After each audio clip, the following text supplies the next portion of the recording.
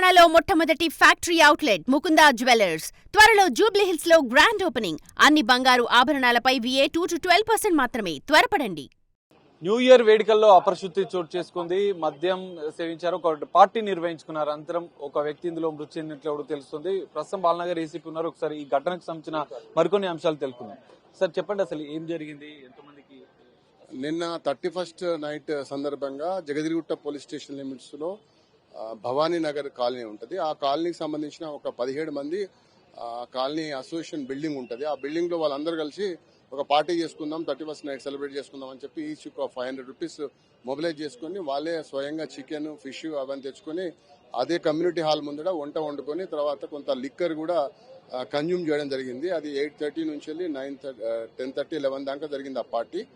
ఆ పార్టీలో లాస్ట్ కొంతమందికి డ్రౌజీగా ఉన్నప్పుడు ఆ పార్టీ నుంచి అందరు వెళ్ళిపోయిన తర్వాత ఈ పాండు అనే వ్యక్తి తన ఇంటి దగ్గర మార్నింగ్ అన్కాన్షియస్ అయి చనిపోయింది అనే విషయం ఆ కాలనీలో ఉన్న రాత్రి పార్టీ ఉన్న వాళ్ళందరికీ తెలియడం వల్ల మిగతా వాళ్ళందరూ కూడా భయభ్రాంతులకు గురై ఇమీడియట్ గా నారాయణ హాస్పిటల్కి వచ్చేసి ఒక 9 మెంబర్స్ అడ్మిట్ అయ్యారు. ఇక్కడ ఒక రామ్దేవ్ హాస్పిటల్లో ఒక 2 మెంబర్స్ అడ్మిట్ అయినట్టు తెలుస్తుంది. ఈ 9 మెంబర్స్ కూడా సంబంధించి వాళ్ళ వైటల్స్ అయితే ప్రజెంట్ గా నేను డాక్టర్స్ తో మాట్లాడితే స్టేబుల్ గా ఉన్నాయి. ఒకతను మాత్రం ఐసీయూలో ఉన్నాడు, వెంకటరాజ్ అని. అతను కూడా వెంటిలేషన్ మీద ఉన్నాడు. బట్ వెంటిలేషన్ తోటి స్టేబుల్ గానే ఉన్నాయని చెప్తున్నారు. దీనికి ఎలా జరిగింది, దేనికి జరిగింది అని చెప్తే మనకు ప్రాథమికంగా ఏదైనా ఫుడ్ పాయిజన్ జరగవచ్చు అని మనకు వాళ్ళని విచారించిన, ఏదైతే అస్వస్థకు గురైన వాళ్ళని విచారిస్తుంటే తెలుస్తుంది. వాళ్ళు చికెన్ కొంచెం చేదుగా ఉందని చెప్తున్నారు. లేకపోతే ఆ కమ్యూనిటీ హాల్లో ఆల్రెడీ ఎక్స్పైర్ అయి ఉన్న కొన్ని చిల్లీ పౌడరు, జింజర్ పౌడరు, అట్లాంటి పసుపు అవన్నీ కూడా మూటగట్టి పెట్టున్నారు. ఎప్పుడప్పుడు వీళ్ళు వండుకుంటారు అక్కడ. అయితే దానిలోకి వెళ్ళి తీసి యూజ్ చేసినారని చెప్తున్నారు అందులో ఉన్న కొంతమంది. బట్ పూర్తిగా మనకు వాటిని అన్ని కూడా మనం స్వాధీనపరచుకుని FSL పంపించి దర్యాప్తులో పూర్తిగా తెలుస్తుంది. ప్రజెంట్ ఎంతమంది పార్టీలో నిన్న జరిగిన పార్టీలో పాల్గొన్నారు, అసలు ఎంతమందికి అస్వస్థ అయింది, ఇంకా పరిస్థితి? 17 మంది పార్టిసిపేట్ చేసిన చెప్తున్నారు. 17 మంది. అందులో మరి అస్వస్థకు గురైన వాళ్ళు ఒకతనైతే పాండు చనిపోయింది ఇంటి దగ్గరనే, 53 years.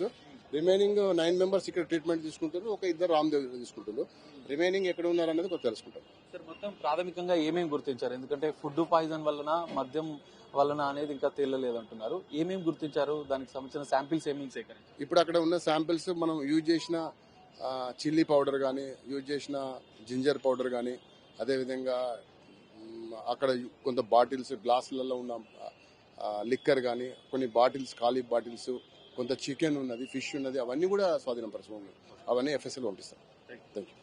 సో ఇది ఫుడ్ పాయిజనా ఇంకా మద్యం వలన అనేది ఇంకా తెలియలేదు. ప్రాథమికంగా దీనికి సంబంధించినటువంటి పూర్తిగా ఆధారాలు సేకరించామని చెప్తున్నారు. మొత్తం 17 మంది ఈ పార్టీలో పాల్గొనగా పాండు అనే వ్యక్తిని మృతి చెందాడు. మిగతా వాళ్ళంతా కూడా 9 మంది మల్లారెడ్డి ఆసుపత్రిలో ట్రీట్మెంట్ పొందుతున్నారు. ఒక వ్యక్తి ఐసీయూలో ఉన్నారు. మిగతా వాళ్ళు క్షేమంగా ఉన్నట్లు కూడా పోలీసులు చెప్తున్నారు. దీనికి సంబంధించిన ఇంకా పూర్తిస్థాయి దర్యాప్తు కొనసాగుతుంది.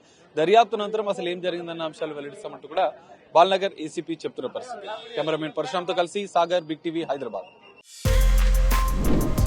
For more videos like this, subscribe Big TV channel.